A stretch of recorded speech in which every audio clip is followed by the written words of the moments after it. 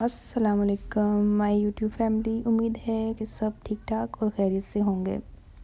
यहाँ पे मैं बना रही हूँ वाइट राइस और काले चने। ये भी उन्हीं दिनों की वीडियो है, ठीक है, गर्मियों की है, लेकिन मैं इनको जो है ना शूट को आगे जो है अपलोड नहीं कर पाई थी और ना व्लॉग्स बना पाई थी। तो मैंने कहा चलें अब मैं शेयर करती हूँ, क्योंकि मैंने ये बना ली थी यादगिरी के लिए। मैं यहाँ सिंपल मैंने ना मसाला भुना है और उसमें बॉयल चने डाल दिए हैं, ठीक है। लेकिन सम टाइम कोई लोग जो है बॉयल चने नहीं डालते। मेरे पास बॉयल पड़े थे तो मैंने कहा चलो मैं बना लेती हूँ, और उसमें पानी डाल के सिंपली मैंने उसको बना लिया था। अगर आपने ऐसे नहीं बनाना तो आप पहले मसाला डालें और उसमें चने डाल दें और फिर उसको थोड़ा सा भून के तो आप उसको प्रेशर कर दें, आराम से बन जाएंगे आपके काले चने। फुल रेसिपी नहीं है ये रेसिपी, मैं इंशाल्लाह आगे आगे आपको शेयर करूँगी। उसके बाद मैंने वाइट राइस में सिंपली बघार लिया, काली मिर्चें, दालचीनी और प्याज का और ज़ीरा डाल दिया था, और फिर उसमें मैंने राइस डाल दिए। राइस डालने के बाद बस इजीली बन गया था। ये देखें, ऐसे ही बनते हैं ज़्यादातर वाइट राइस और काले चने। और वैसे हर किसी का अपना अपना तरीका होता है, कोई किस तरीके से बनाता है, कोई किसी तरीके से बनाता है। अच्छा जी, तो यहाँ पे इस तरह से रिस्पांस नहीं मिल रहा है जिस तरह से मिलना चाहिए, यानी कि, लेकिन शुरू शुरू में इसी तरह ही होता है कि सब्सक्राइब वगैरह लाइक वगैरह तो आराम से आते हैं। हम छोटे से लोगों को कौन इतनी जल्दी से सब्सक्राइब कर लेगा। तो ये है कि यहाँ पे मेरा छोटा बेटा जो है वो साथ में बैठा हुआ वीडियोस देख रहा है, तो उसकी भी वॉइस आ रही होगी आपको। और इस तरह से मैंने सिंपली काले चने और वाइट राइस बना लिए। और इस टाइम इतनी गर्मी थी इसका कोई हिसाब नहीं है।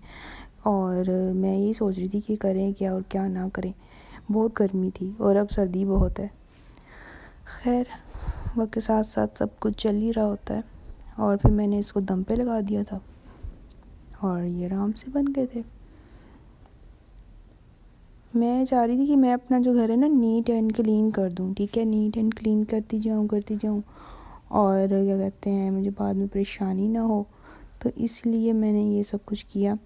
और सेकेंडली बात ये है कि इंसान को अपना काम जितना हो सके ना सिर्फ नीट एंड क्लीन ही रखना चाहिए। अभी मेरे कुछ घर का इस तरह का हाल है कि अभी कुछ इतनी ठंड है कि अभी थोड़ी सी जो है ना मतलब नीटनेस इतनी नहीं है किचन में ना। इंशाल्लाह मैं थोड़ी थोड़ी करके वो भी कर रही हूँ। आज मैंने कई चीज़ें की थी। और ये मैं और मेरा बेटा जो है चेकअप के लिए जा रहे थे, रूटीन चेकअप के लिए। ये मेरे साथ साथ होता था, बस ये अपनी मम्मा साथ बस यही चलता रहता था इसका कि मम्मा मैंने जाना है, मम्मा मैंने आपके साथ जाना है। और मैं डरती थी ऐसे बाहर ना निकलो, यूँ नहीं कर कहता तो मुझे आता है मम्मा, मैं ऐसे आराम से चल लेता हूँ। तो मैंने कहा चलो ठीक है। ऐसा था ना कि हस्बैंड कभी फ्री होते थे कभी नहीं होते थे, तो फिर मुझे जाना पड़ता था। जाहिर सी बात है, रूटीन जो है वो उसमें तो जाना ही पड़ता है। चेकअप जो है वो रूटीन के हिसाब से जाता है, मंथली हर मंथ आपको चेकअप के लिए जाना होता है। लेकिन मैं फिर भी बीच में से स्किप कर देती थी। तो यहाँ पे भी बारिश भी हो गई थी इस दिन ना। ऐसा हुआ था कि फिर बारिश स्टार्ट हो गई थी और बहुत ज़्यादा तेज़ बारिश हो रही थी, जिसकी वजह से मैं तो और ही घबरा गई। मैंने कहा ये क्या। वैसे मैं ऑटो में चली जाती थी ना, जो हमारे ऑटो वाले हैं भाई हैं उनको उन्हें रखा हुआ वो हर जगह ले जाते हैं, लेकिन वो उस दिन बिज़ी थे और मेरा जाना बहुत ज़रूरी था क्योंकि लास्ट डेज चल रहे थे। और अगर मैं ना जाती तो फिर यही होता है कि वो कहते हैं आप आई नहीं हैं, लेट आई हैं, तो हमने केस नहीं करना, काफ़ी फिर प्रॉब्लम बन जाता है। तो मैं फिर मेरा जाना भी ज़रूरी था। लेकिन जब मैं निकली थी उस टाइम ऐसा कुछ भी नहीं था और अचानक ऐसी तेज़ बारिश होना स्टार्ट हो गई। मैं तो परेशानी हुई, इस टाइम बहुत तेज़ बारिश थी।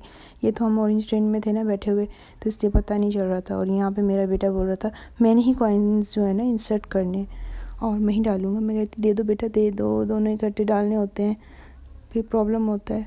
खैर बच्चे ऐसे ही कर रहे होते हैं, उनको ये होता है हम खुद इंसर्ट करें, हम देखें क्या होता है।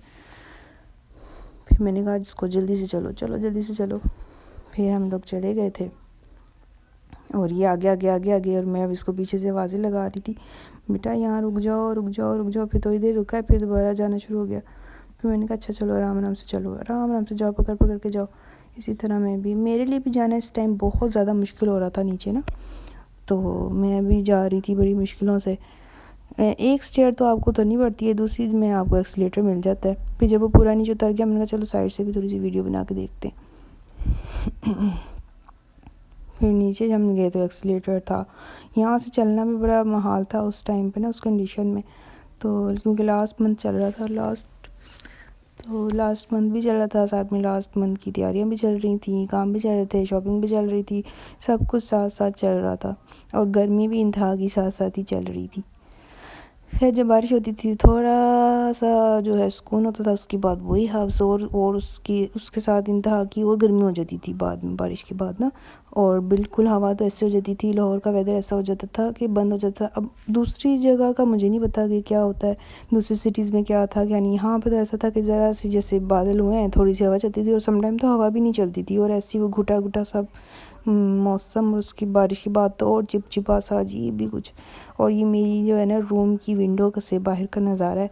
तो यहाँ पे मैं खड़े होकर ये सोचती थी कि बारिश हो उस दिन, क्योंकि मैंने काम तो कर लिया था, तो खाना वाना बना लिया था मैंने, तो मैंने यही सोची थी कि बारिश हो। और मैं क्या कहते हैं, बच्चों की छुट्टियाँ भी चली रही थी क्योंकि जुलाई का लास्ट था, और मैं यही सोची थी कि मैं जो हूँ इसको साफ़ कर लेती हूँ। फिर इन दी एंड ऐसा हुआ कि बारिश हो ही गई, और मैंने बारिश के अंदर ही इसको साफ़ सुथरा कर लिया। और ये जो बाहर टब में गंद था ना, वो सारा इधर से ही निकला था, क्योंकि यहाँ पाकिस्तान में और लाहौर का वेदर कुछ इस तरह होता है कि आंधियाँ भी चलती हैं। तो ये सारा आंधियों से मट्टी मट्टी, और ये सारा आंधी चलने की वजह से शॉपर उड़ के आ जाते हैं, पता नहीं क्या क्या। पीछे इधर बहुत गंद था, वहाँ से तो मैं दिखाना ही आपको नहीं दिखा सकी, शूट नहीं कर सकी, बहुत गंद था। फिर मैंने उसको साफ़ कर लिया, साथ साथ फिर मैं जो हूँ अपने मैट्रेस का जो है ना कवर भी मैंने चेंज कर लिया, काफ़ी गंदा हुआ था नीचे से। बस वो पानी वगैरह ही बच्चे गिरा देते ना, वो ही गंद था, और कोई ऐसा ख़ास किस्म का कोई गंद नहीं था उसके ऊपर ना, इसलिए वो ऐसा लग रहा था जैसे गंदा गंदा। फिर मैंने पकोड़े बनाए, पकोड़े बना के मैं फ्री हो गई।